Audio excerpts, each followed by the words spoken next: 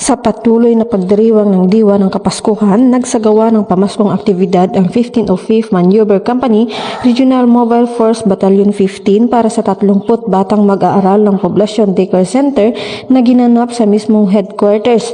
Nito lamang ika-1 ng Desyembre 2025.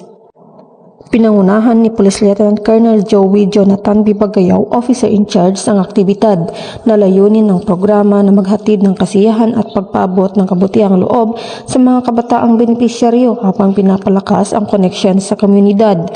Naging masaya at makulay ang kaganapan habang namahagi ng mga laruan, nagbigay ng masustansyang pagkain at nag-organisa ng iba't ibang parlor games na nagdulot ng sigla at ngiti sa mga bata.